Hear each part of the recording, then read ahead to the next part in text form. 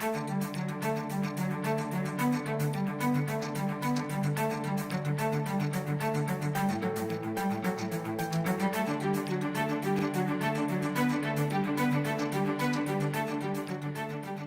morning, I'm Victor Boyajian. Joining me today is my partner Andy Roth to talk about digital transactions and virtual currencies. Andy was the Chief Privacy Officer at American Express.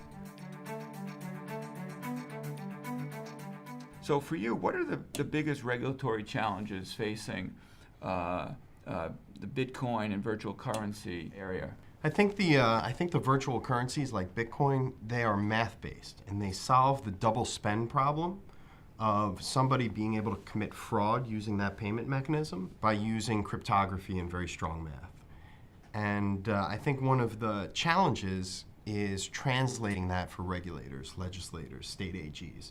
People who are dealing with this in the startup world, as you know, are leaders, are people who are going to experiment with a new technology, who are going to form a critical mass around a platform. Maybe it's Bitcoin or Litecoin or now Ripple, open source their protocol. It takes a while for the Hill to catch up, for Brussels to catch up. And I think that some of the concerns they have are legitimate concerns around anti-money laundering and know your customer. Probably the Valley and the Hill will meet somewhere in the middle where Bitcoin companies begin to adopt some of the same compliance and control frameworks that you'd use in a banking setting. How are the regulatory protocols different between, say, the Hill, Washington, Brussels, and beyond, quite frankly? I think that the US is a much more accepting environment to launch a new payments form like Bitcoin or Litecoin or some of the new startups we see. I think that Europe is much more provincial. Privacy is really a fundamental right. And I think that they would not allow a lot of non-bank entities to perform banking functions the way that we do in the US. And so I think they have an uphill climb, but I do believe that Bitcoin will be very much a global phenomenon. And whether it's Bitcoin or Litecoin or a protocol that grows out of it, the shift from established currency issued by a sovereign nation to math-based currency, which is implemented and monitored by a group, by a community with lots of checks and balances, I think is something that's going to happen no matter what direction we go in. Well, we know when you were at American Express, you grappled with a lot of these issues relating to security, payment security, data privacy.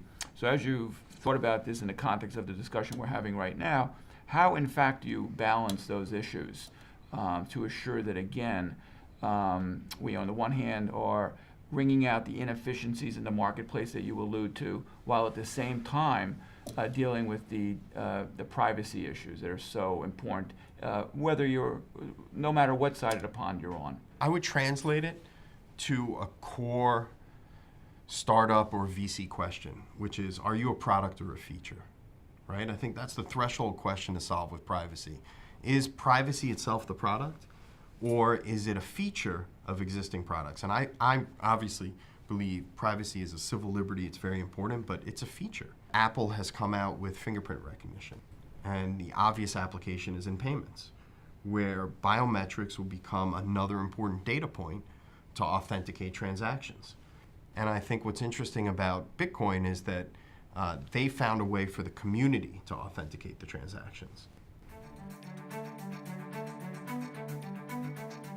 Where do you think this is going 4 to 5 years out, or even perhaps 10 years out? I think a really interesting question is, when do we go to cash zero? When does cash leave the building? And I think the two are very related analyses. I think that more and more people will move to electronic payments. It makes a lot of sense, much more efficient, probably much higher level of security, probably better regulatory control once they get organized and agree upon a framework. But the social, cultural implications of cash disappearing, that's a big issue. And I think that will be a different issue probably in Europe than it is in the US. But I do feel that the pendulum is swinging from social, which has become very mature, to now sort of the natural reaction, the natural counterweight is to swing towards antisocial. And so I think that payments is one of those places where we may see a counterpunch to social and what's happened in social.